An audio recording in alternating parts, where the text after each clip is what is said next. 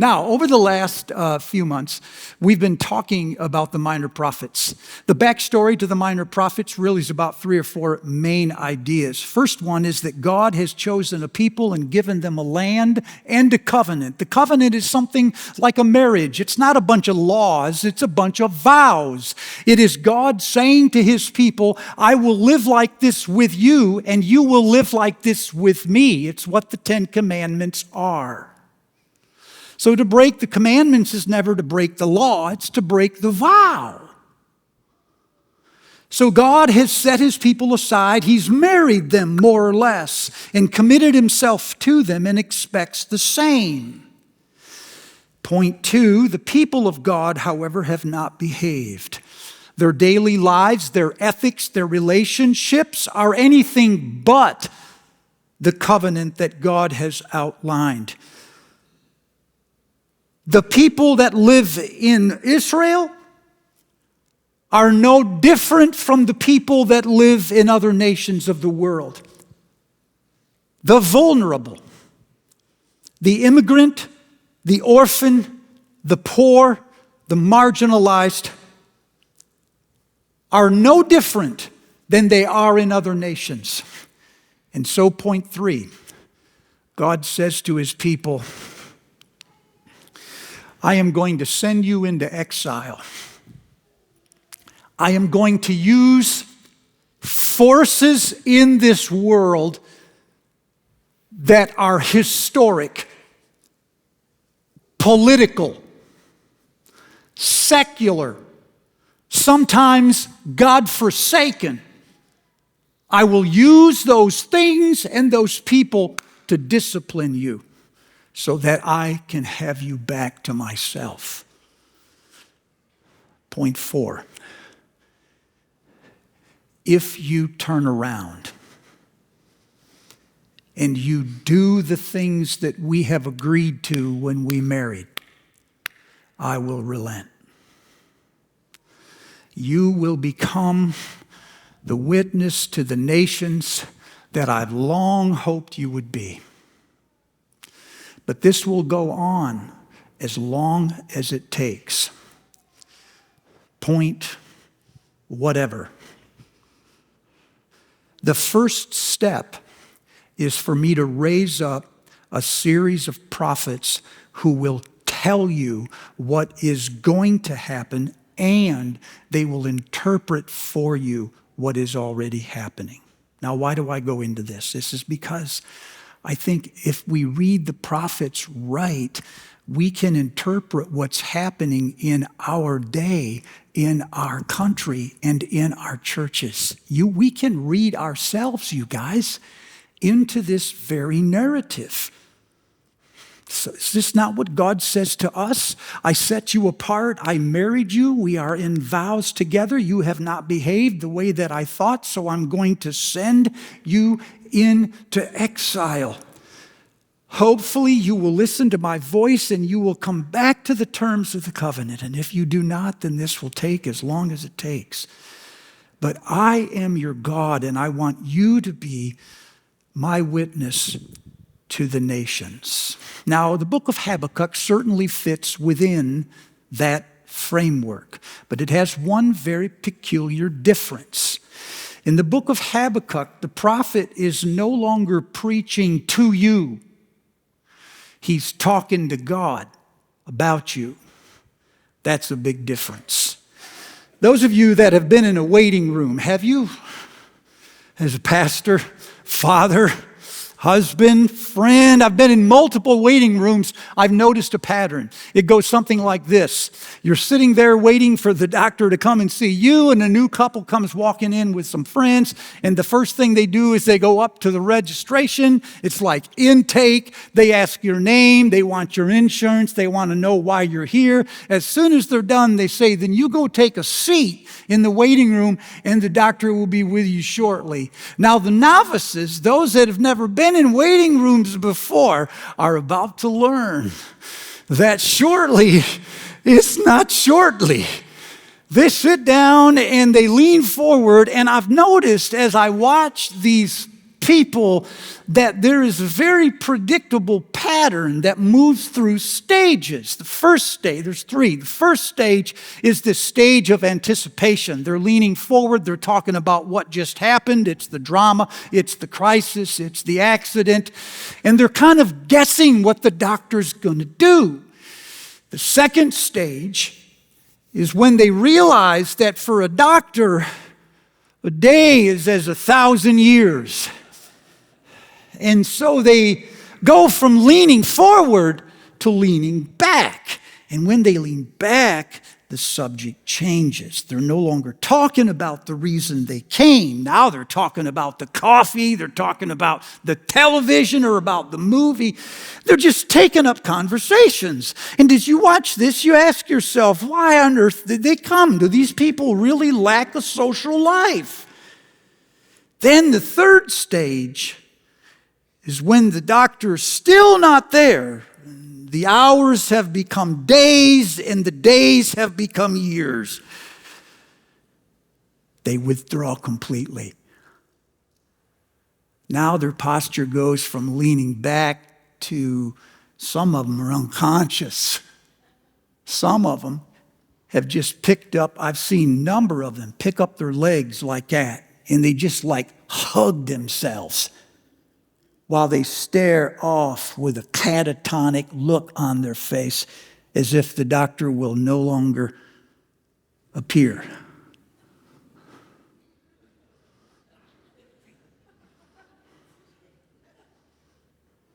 Is that the doctor? Can you hear me? By the end, when the doctor finally does appear, that's the last time I will mention his name. By the end, when finally appears, they are shocked to see him.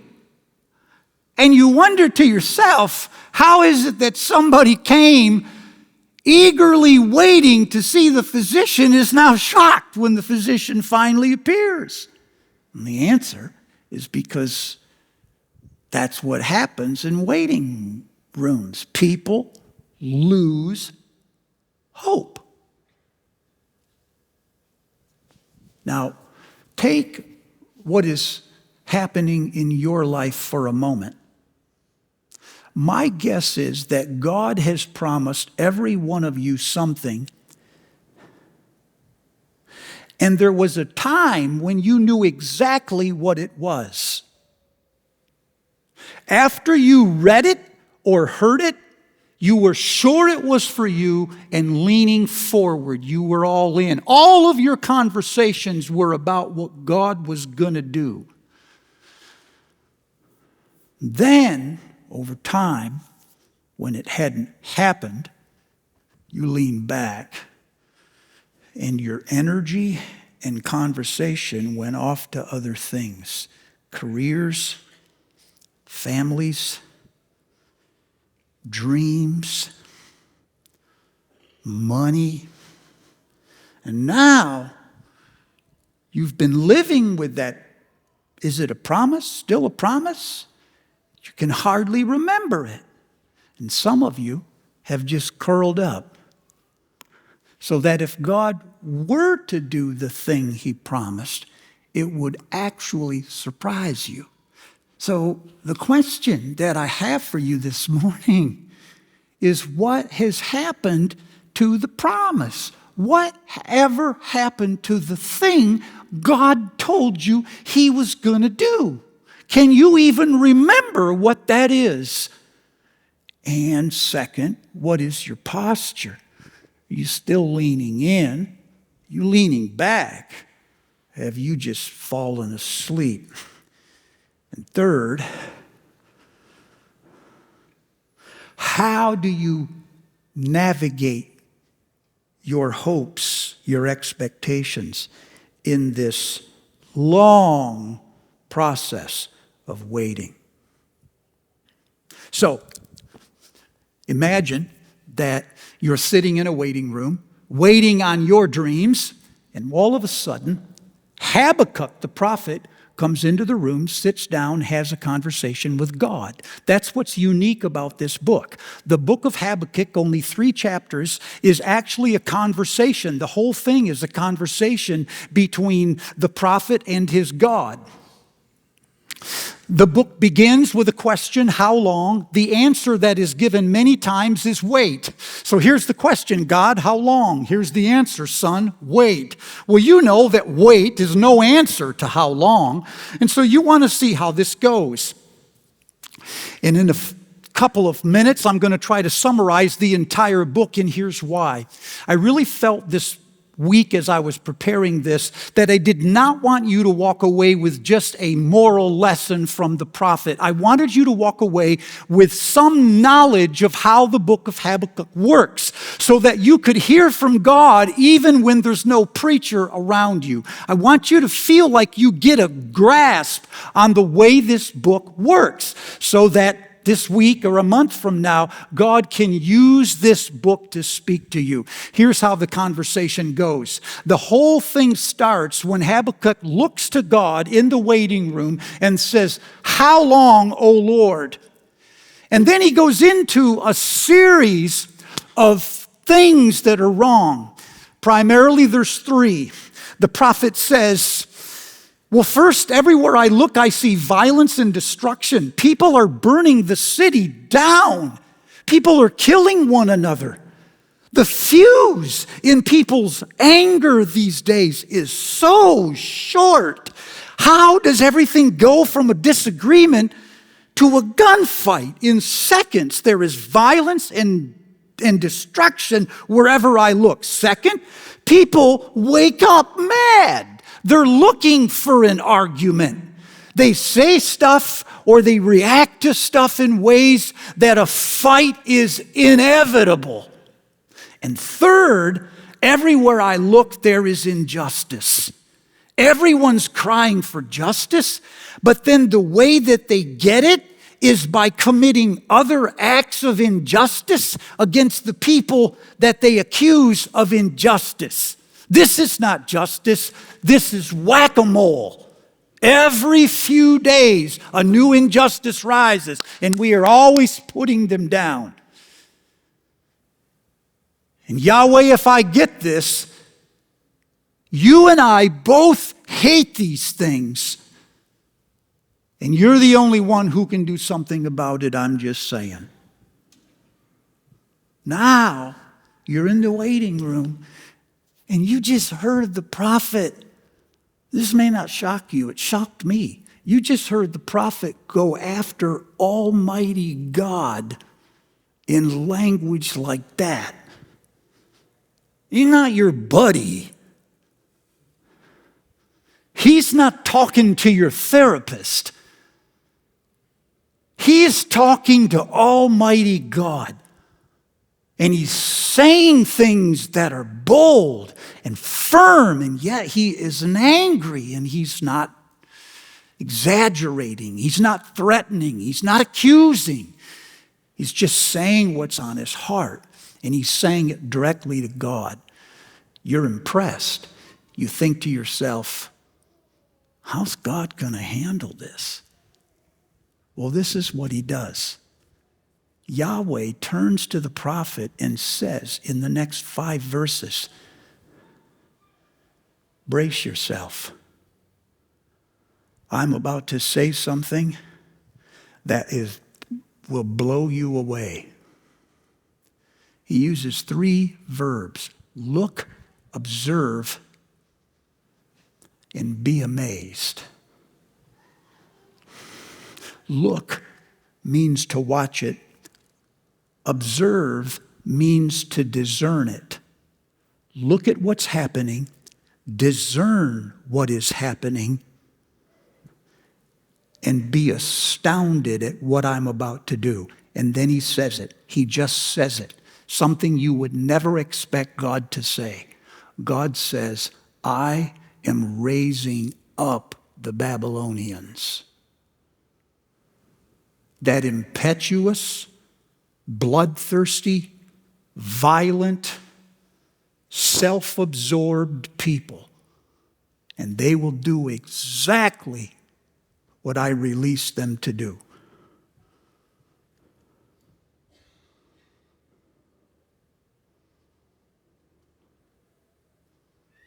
Does it strike you as odd that God is here taking responsibility for the very things you have tried to defend him against? You've spent your whole religious life telling people that God was not capable of these things, that once in a while he allowed these things, and now he seems to be saying, allow it.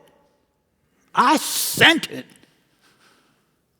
The word raised up means what you think it means. It means literally to stand up and to give power to. So you've got God, in whom there is no darkness, suddenly using historical forces, political forces, God-forsaken forces, secular forces,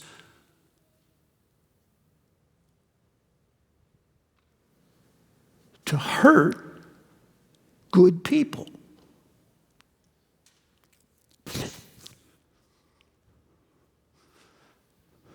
The prophet catches this immediately. You're still watching. The prophet turns to Yahweh and says, that's not like you. You are eternal. You don't need mortals. And you are holy. How can you partner with things that are unholy? How is it that you can raise up evil people, allow them to do evil things without becoming complicit in the evil? How is the evil of Babylon any better than the evil of my people? Is this really your end game? You're just going to what? Let history sort it all out? You're supposed to sort it out. That's the tenor. Now you're in the waiting room. You're watching God and the prophet go at it. There is silence. You're thinking, is God just going to crush him? Is he losing? Finally, the prophet says something that I think is key to the whole book. After he blurts this last accusation out, he says, now I will wait and I will listen for what Yahweh has to say to me. And when I read it this week, what struck me is that most often when we argue with God, waiting and listening is not the thing we do. We generally blurt the accusation and then we get up and leave the conversation. We've been taught to do this by the movies and the television. You say your little piece and then you walk off. The prophet does not do this. He says his piece, and then he says, I'm going to stay in the conversation, and I will wait. And the reason you wait is because you have so much to learn. And you can only learn one thing at a time. And things happen while you're waiting that can't happen in an argument. So he says, I wait. I listen and see what Yahweh says. Finally, Yahweh responds in chapter 2, and this is what he says. I'm about to say something else, son, and I want you to write it down. Put it in big block letters so that you can read it while you're running. He says, what I'm saying speaks of a future time that is not yet here. Though it tarries, you must wait. You must wait. Then he says, there are two kinds of people in this crisis. There are those who are self-absorbed, self-invented, self-reliant. And then there are those who live by faith. And those who live by faith are the righteous people. Suddenly, it occurs to you that what makes the difference in the conflict is not what's happening. It's the internal disposition of the person it happens to.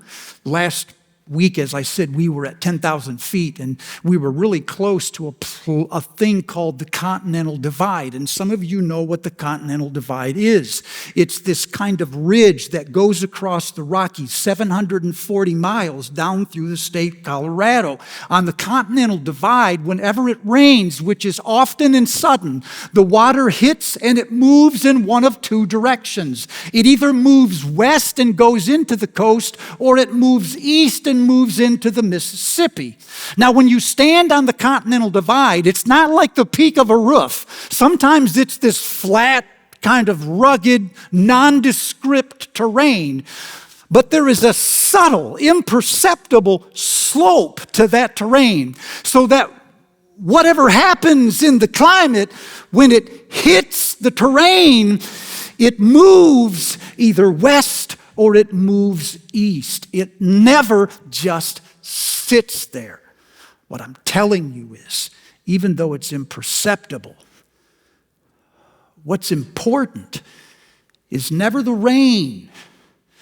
It's the slope. It's the slope. That's when it occurred to me last week that what makes the difference in people's lives is never what happens. It's always what happens next. It's never the circumstance. It's always the slope. The question is always, which way are you leaning? When stuff happens and evil people get away with things, and prayers don't get answers, and God acts in ways unbecoming of God, either we move towards self-reliance and self-defense. We say things, we become things that defend us and promote us. Or there is a gradual, imperceptible slope that moves steadily toward faith in God. So that even if you don't know why it happened, even if everything you once believed is changing, and God isn't who you thought he was, you've got this rock-solid slope to your life that knows beyond a shadow of a doubt that God can be trusted.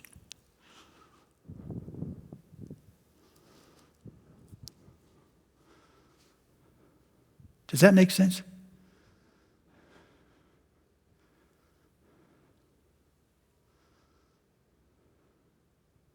The obstacle to that faith, believe it or not, I found this in my life. The obstacle to my faith are my beliefs.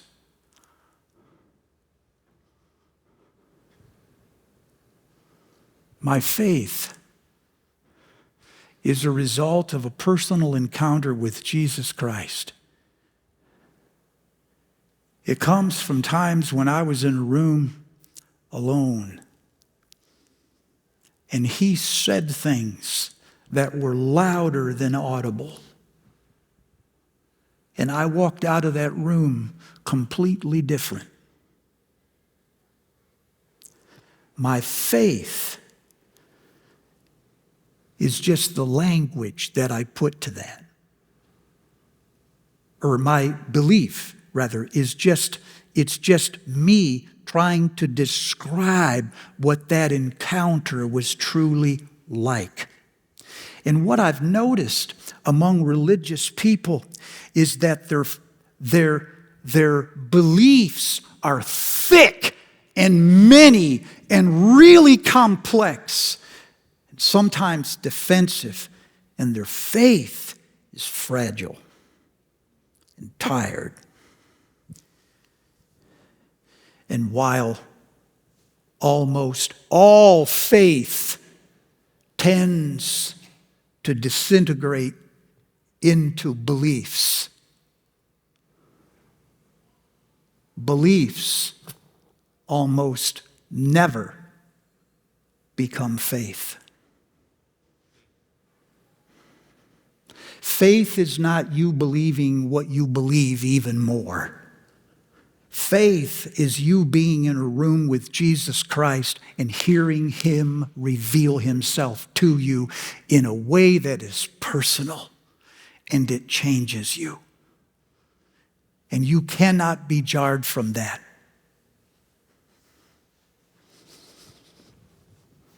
Your beliefs are always talking.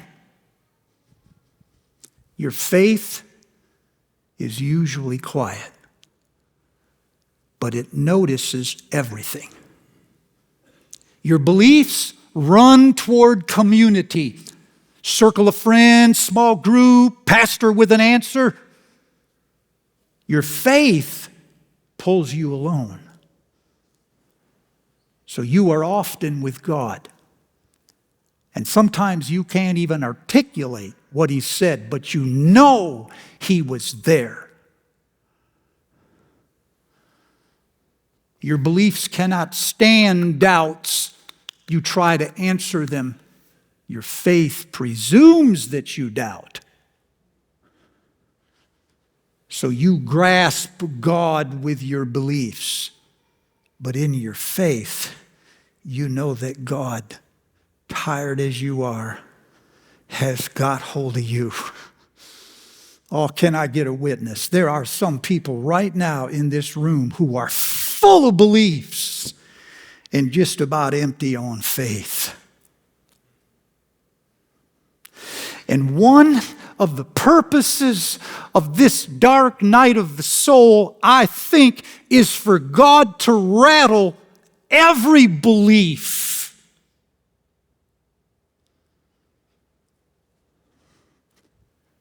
So that all you have for a while is faith. Until you can put words to it. That's the beautiful thing about this church. If you find yourself in this place, or if you have kids who find themselves in this place right now, who are saying things and doing things and believing things that you have never taught them. And you worry, don't you? You worry that maybe you're losing it because half of what you once believed about God, you don't believe anymore. And the wonderful news this morning is your beliefs can change, but your faith is solid.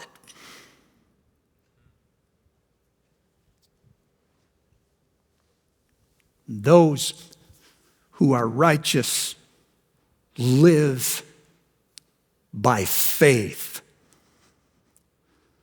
not by their answers. Are you okay? Yeah? Well, this statement from Yahweh in the waiting room changes everything. When the prophet hears it, he goes into a psalm in chapter 3, and he starts to thank God. These are kind of his words. He says, the God who comes and stands on the mountain, the God whose glory fills the heavens, His splendor fills the earth, the one who makes the nations tremble, the one who comes in wrath followed with mercy. He's got this big cosmic picture of God, and that's when the prophet rallies and says, that is what I have faith in. And then he says it. Then he says it at the end of chapter 3. Even though the grapes and the olives wither up, even though there's no cattle in the stalls. And it occurs to you when he says this, he's describing the economy. That is the economy in an agricultural society. He's saying even though the markets are dry and there is no money and everybody's poor and nobody's eating, nevertheless, I will wait for the day of God's promise to be fulfilled. That's the message I came to tell you this morning, because I said a few moments ago, some of you, I think, are like this. You're into other conversations, and others of you are like this. You're holed up. Some of you are mad. Some of you can't even remember what God promised you. It's been so long. I came to tell you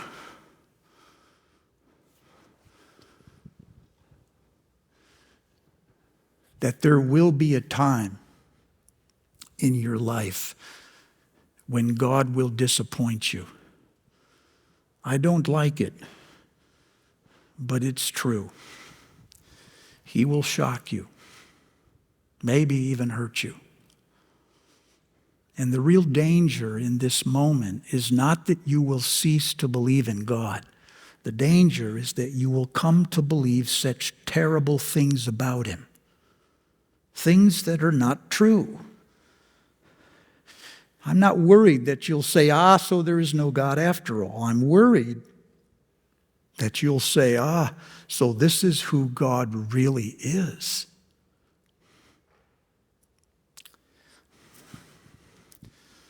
Second,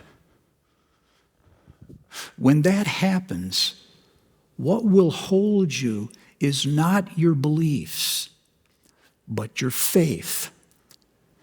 The last thing you need to do in a crisis like that is sit there and rehearse to yourself all of those things that you believe. Do you not see that the more you talk about your beliefs, the more you push God into the distance? It is actually your beliefs that are killing him.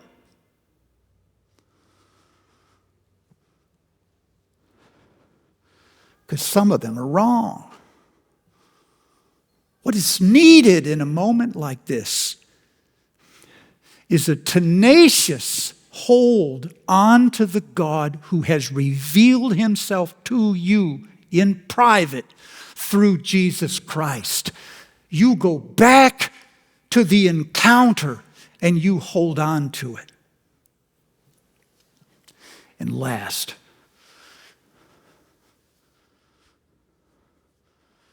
the compliment that faith pays to God's promise is that it waits. Let me say that in slow motion. The measure of faith is never the fervor of your beliefs. It's your tenacity, your capacity to wait even though nothing is happening. That's a compliment. And if you were God, you would love to see that from your people. Now, what is it that God has promised you that you used to believe and then you postponed, and now you can hardly believe it all? Can you even remember it? Have you talked about it with him lately? You're certainly talking about it. You're talking about it. Can you turn the conversations that you are having with yourself toward God so that your unceasing thinking becomes unceasing prayer? What changes is not the conversation. What changes is the audience. You're no longer having it with yourself or with your enemies. You're having it with God. And it becomes a very candid, beautiful conversation. What has God promised you that hasn't happened yet? And what keeps happening to thwart that promise? And what does faith require you to do in the interim? Would you bow your heads?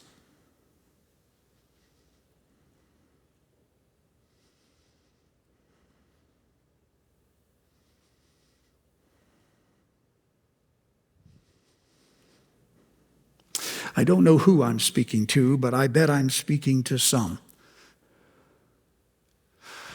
who used to believe a lot, and that faith has been weakened over time. And this morning, I'm praying that the Holy Spirit will remind you of the thing God has promised, even though it hasn't happened. And I'm praying that you will find in His Word a voice that rises up to inspire you to hold on.